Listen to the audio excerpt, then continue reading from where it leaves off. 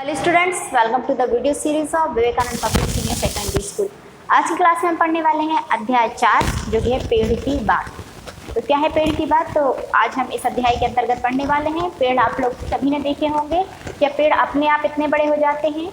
आपके मन में शायद प्रश्न होगा। तो जी नहीं, सबसे पहले एक छोटा बीज होता है, फिर वो धीरे धीरे प्रोसेस करता है तो कुछ पौधे बन जाते हैं और कुछ बड़े पेड़ के रूप में परिवर्तित हो जाते हैं। तो आज ऐसे ही कुछ जानकारी हमें इस अध्याय से मिलने वाली है। मिट्टी के नीचे बहुत दिनों तक बीज पड़े रहे, महीनों दर महीने इसी तरह बीत गए।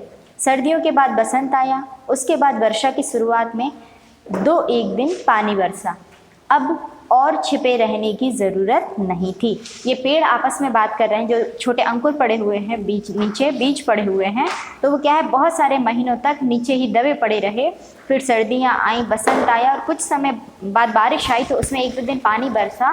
तो वो कह रहे हैं कि अब और छिपे रहने की ज़रूरत नहीं थी, मानो बाहर से कोई शिशु को पुकार रहा हो। और मत सोए रहो, ऊपर उठ आओ, सूरज की रोशनी देखो। यानी कि छोटा कोई बच्चा सो रहा है और उसको उठा रहे हैं कि और मत सो, ऊपर उठ जाओ, सूरज की रोशनी को देखो। आहिस्ता आहिस्ता बीज का ढक्कन दरक गया। दो सुकोमल पत्तियों के बीच से अंकुर बाहर निकला। अंकुर का एक अंश नीचे माटी में मजबूती से गड़ गया और दूसरा अंश माटी भेद कर ऊपर की ओर उठ गया। क्या तुमने अंकुर को उठते देखा है? इसमें एक प्रश्न उन्होंने पूछा है, क्या तुमने अंकुर को उठते हुए देखा है? आप लोग ने यदि एक छोटा बीज देखा होगा, किसी भी अनाज का कोई भी बीज पड़ा रहता है नीचे, तो क्या होता है, सबसे पहले वो नीचे दबा होता है, फिर उसका जो कवर होता है उसमें अंकुर बाहर निकलता है और सबसे पहले उसमें दो छोटी छोटी पत्तियां आती हैं। तो उसका एक हिस्सा जो जड़ के रूप में होता है वो ज़मीन के नीचे धंस जाता है और एक क्या होता है, ऊपर की ओर आ जाता है। तो वो आपसे पूछ रहे हैं, क्या आपने अंकुर को उठते हुए देखा है? जैसे कोई शिशु अपना नन्हा सा सिर उठाकर आश्चर्य से नई दुनिया को देख रहा हो। आपने यदि छोटे बच्चों को देखा होगा, तो जब वो होते हैं छोटे बच्चे, तो वो ऐसे आँख खोल के पहले जितने भी आसपास उसके लोग होते हैं, जो भी चीज़ उसकी होती है, तो कितने आश्चर्य से सबको देखता है ना। किसी से कुछ एक्सप्रेशंस उसके चेहरे पे होते हैं, बस वो आंखें खोल कर इधर उधर टुकुर मुकुर करके देखता रहता है। तो वो ये बता रहे हैं कि एक छोटा सा बीज जब पौधे के रूप में जब एक अंकुरित होकर निकलता है तो वो उसी छोटे बच्चे के समान होता है। गाछ का अंकुर निकलने पर जो अंश माटी के भीतर प्रवेश करता है उसका नाम जड़ है। गाछ मतलब होता है पेड़ या पौधा। तो जब उसका अंकुर जो अंश माटी के भीतर रहता है उसको क्या कहते हैं? जड़ कहते हैं। और जो अंश ऊपर की ओर बढ़ता है उसे तना कहते हैं। यदि आपसे प्रश्न पूछा जाता है कि जो माटी के अंदर दबा अंश होता है उसको क्या कहते हैं, तो उसको जड़ कहते हैं। और जो बाहर की ओर आ जाता है, ऊपर की ओर आ जाता है, उसको कहते हैं तना कहते हैं। सभी गाछ बिरछ में जड़ व तना दो भाग मिलेंगे। आप लोग ने पौधे, यदि पेड़ या पौधे कुछ भी देखे होंगे, तो उसमें गाछ बिरछ दो चीज़ें होती हैं, एक होता है तना और एक होता है जड़। सब में ये दोनों भाग ज़रूर आपको मिलेंगे।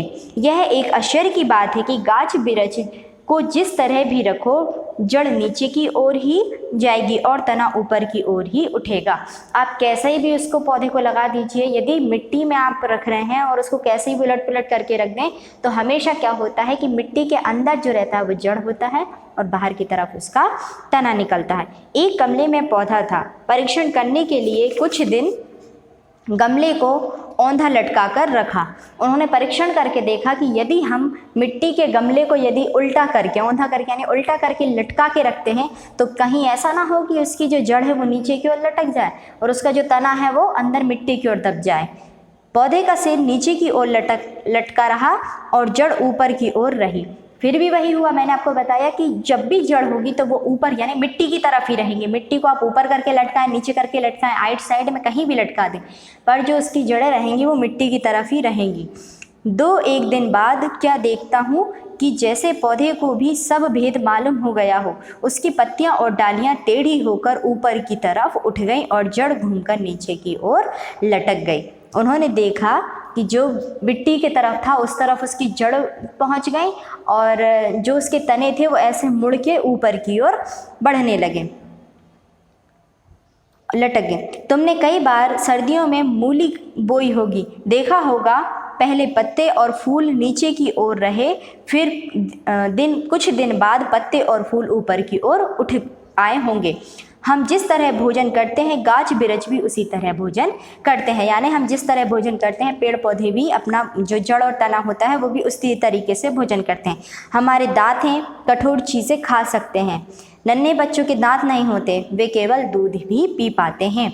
गाछ बिरछ के भी दांत नहीं होते, इसलिए वे केवल तरल पदार्थ या वायु से भोजन ग्रहण करते हैं। गाछ बिरछ जड़ के द्वारा माटी से रसपान करते हैं और चीनी में पानी डालने पर चीनी गल जाती है। माटी में पानी डालने पर उसके भीतर बहुत से द्रव्य गल जाते हैं। गाछ बिरछ वे ही तमाम द्रव्य सोखते हैं। जड़ों को पानी ना मिलने पर पेड़ का भोजन बंद हो जाता है और पेड़ मर जाता है। इसके अलावा गाछ के पत्ते हवा से आहार ग्रहण करते हैं। पत्तों में अनगिनत छोटे छोटे मुंह होते हैं।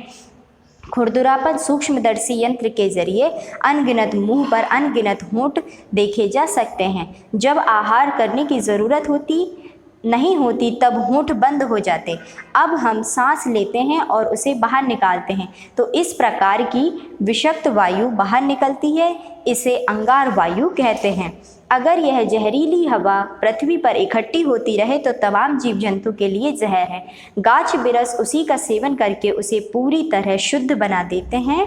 पेड़ के पत्तों पर जब सूर्य का प्रकाश पड़ता है तब पत्ते सूर्य की ऊर्जा पाकर अंगारा वायु से अंगार समाप्त कर देते हैं। इसमें उन्होंने बहुत सारी बातें कही हैं कि यदि आपने पत्ती देखी होगी तो पत्ती में एक सूक्ष्मदर्शी यंत्र होता है। यदि उससे देखा जाए तो बारीक बारीक छेद उसमें दिखाई देते हैं। हर पेड़ पौधों की पत्तियों में बारीक बारीक छेद होते हैं, जिससे क्या करते हैं वो सांस लेते हैं और वो कार्बन डाइऑक्साइड को ग्रहण करते हैं और ऑक्सीजन को छोड़ते हैं। और हम मनुष्य क्या करते हैं, ऑक्सीजन को ग्रहण करते हैं और कार्बन डाइऑक्साइड को छोड़ते हैं। तो ये क्या होता है, शुद्धिकरण चलता रहता है कि हम जो गैस निकालते हैं सांस के द्वारा वो ऑब्जर्व कौन करता है, पेड़ पौधे, और वो जो छोड़ते हैं वो हम लोग ऑब्जर्व करते हैं। यदि केवल कार्बन डाइऑक्साइड ही गैस पूरे उसमें होते जाए, जैसे पेड़ पौधे भी जो है वो ऑक्सीजन ही लेने लगे, हम लोग भी ऑक्सीजन लेने लगे, तो वो भी कार्बन डाइऑक्साइड छोड़ेंगे, हम भी कार्बन डाइऑक्साइड, तो क्या होगा, ये जीव जंतुओं के लिए एक जहर बन जाएगा। ठीक है, तो हम भी क्या कर सकते हैं, जब हम सांस लेते हैं तो हम केवल ऑक्सीजन ही ले सकते हैं। कार्बन डाइऑक्साइड, नाइट्रोजन ये हमारे जीवन के लिए सुरक्षित नहीं है। पेड़ पौधे प्रकाश चाहते हैं, प्रकाश न मिलने पर वे बच नहीं सकते। इसमें उन्होंने 2-3 बातें कही हैं कि पेड़ पौधे जो हैं वो एक तो पानी से बहुत जीवित रहते हैं कि गर्मी के समय में जब उनको पानी नहीं मिलता तो आप लोग ने देखे होंगे अक्सर वो मुरझा जाते हैं। उनको हवा यानी कि कार्बन डाइऑक्साइड की बहुत ज़्यादा ज़रूरत होती है। और एक और चीज़ वो बता रहे हैं, प्रकाश, सूर्य का जो प्रकाश होता है वो भी उनको पर्याप्त मात्रा में मिलना बहुत ज़रूरी है, ना तो बहुत ज़्यादा और ना ही बहुत कम। जब उनको पर्याप्त मात्रा में प्रकाश मिलता है तो वो उससे क्या कर सकते हैं, जीवित रह सकते हैं। गाछ बिरछ की यह कोशिश रहती है कि किसी तरह उन्हें थोड़ा सा प्रकाश मिल जाए। खिड़की के पास गमले में पौधे रखो, तब तुम देखोगे कि सारी पत्तियां और डालियां अंधकार से बचकर प्रकाश की ओर बढ़ रही हैं। इसलिए बेल लताएं पेड़ों से लटकी हुई लगातार ऊपर की ओर बढ़ती रहती हैं। आप लोग ने यदि बेल देखी होंगी, किसी भी चीज़ की बेल देखी होगी, तो वो क्या होती है, अधिकतर ऊपर की ओर बढ़ती है, प्रकाश की ओर खिंचती चली जाती है। पेड़ों पर मुस्कुराते हुए फूल देखकर हमें कितनी खुशी होती है। शायद पेड़ भी कम खुश नहीं होते। खुशी के मौके पर हम अपने परिजनों को निमंत्रण करते हैं। उसी प्रकार फूलों की बहार छाने पर गाछ बिरछ भी अपने बंधु बांधवों को बुलाते हैं। वे प्रेम भरी वाणी में पुकार उठाते हैं, कहाँ हो मेरे बंधु, मेरे बांधव, आज मेरे घर आओ। यदि रास्ता भटक जाओ, कहीं घर ना पहचान सको, इसलिए रंग बिरंगे फूलों के निशान लगा रखे हैं, ये रंगीन पंखुड़ियाँ दूर से देख सकोगे। अब आप लोग सोच रहे होंगे कि जैसे हम लोग के गेस्ट होते हैं, हम लोग के मेहमान होते हैं, तो फूल जो रहते हैं उनके मेहमान कौन होते होंगे, तो उनके मेहमान होते हैं क्या बोलते हैं, तितली, भंवरे, ये सब क्या होती है, छोटी छोटी चिड़ियाँ। यदि आपने देखी होंगी तो फूलों का रस चूसने आती हैं। मधुमक्खियाँ, तो ये सब क्या है, फूलों के रिश्तेदार है, फूलों के परिजन हैं। तो वो कह रहे हैं कि यदि तुम हमारा घर भटक जाओ तो हमने तुम्हारे लिए अच्छे सुंदर सुंदर फूलों को अपने उस पर बिखेर रखा है और उसकी सुगंध से तुम हमारे घर को पहचान सकते हो। मधुमक्खी और तितली के साथ भी बिरछ की बड़ी गहरी दोस्ती है। वे दल बल सहित फूल देखने आती हैं। कुछ पतंगे दिन के समय पक्षियों के डर से बाहर नहीं निकल सकते हैं। पक्षी उन्हें देखते ही खा जाते हैं, इसलिए रात का अंधेरा घिरने तक वे छिपे रहते हैं। शाम होते ही उन्हें बुलाने की खातिर फूल चारों तरफ सुगंध ही सुगंध फैला देते हैं। आप लोगों ने यदि अक्सर देखा होगा कि फूलों की जो खुशबू है वो रात के समय में बहुत अधिक आती है। तो दिन में क्या होता है कि ये कुछ चिड़ियाँ ऐसी होती हैं जो छोटे कीड़े मकोड़ों को खा जाती हैं, इसलिए जो छोटे कीड़े होते हैं तो वो दिन में नहीं आते फूलों के पास, वो कब जाते हैं, रात को जाते हैं। और रात को फूलों की इतनी खुशबू आती है कि वो अपने आप को कंट्रोल ही नहीं कर पाते और वो उनके पास उनका रस लेने के लिए पहुंच जाते हैं। गाछ अपने फूलों में शहद का संचय करके रखते हैं। मधुमक्खी व तितली बड़े चाव से मधुपान करती हैं। मधुमक्खी के आगमन से बिरछ का भी उपकार होता है। कुछ लोगों ने फूल में परागण देखे होंगे। मधुमक्खियाँ एक फूल के परागकण दूसरे फूल पर ले जाती हैं। परागकण के बिना बीज पक नहीं सकता। इस प्रकार फूल में बीज फलता है और अपने शरीर का रस पिलाकर विरच बीजों का पोषण करता है। वह अपनी संतान की खातिर सब कुछ लुटा देता है। जो शरीर कुछ दिन पहले हरा भरा था, अब वह बिल्कुल सूख जाता है। अब उसमें अपने ही शरीर का भार उठाने की शक्ति नहीं रहती। एक एक करके सभी डालियाँ टूट पड़ती हैं। अंत में एक दिन अकस्मात पेड़ जड़ सहित जमीन पर गिर सकता है। इस तरह संतान के लिए अपना जीवन न्यौछावर करके पेड़ समाप्त हो जाते हैं। आप लोग ने अधिकतर देखा होगा कि जो फूल होते हैं और फूल के बाद जब उनमें उनका जो रस पान करते हैं, उनमें जो परागण पैदा करते हैं, वो कौन करते हैं, मधुमक्खियाँ और तितलियाँ। मधुमक्खियाँ जो करती हैं वो उससे शहद लेती हैं, फूलों से, फूलों के रस से क्या करती हैं, शहद लेती, और वो इस फूल से उस फूल पर बैठती है, उस फूल से उस फूल पर बैठती हैं, तो उनमें क्या करती हैं, परागकण उत्पन्न करती हैं, जिनसे क्या होता है, बीज बनते हैं। और धीरे धीरे जो फूल रहता है वो अपना सारा रस मतलब जो वो सब लेकर चले जाते हैं, जो भी मधुमक्खी और तितली होती हैं, भौरे होते हैं।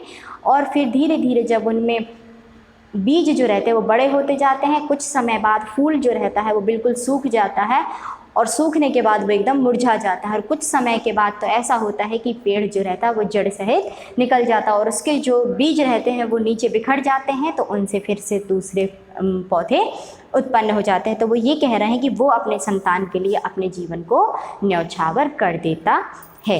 तो ये हमारा अध्याय यहाँ पर समाप्त होता है।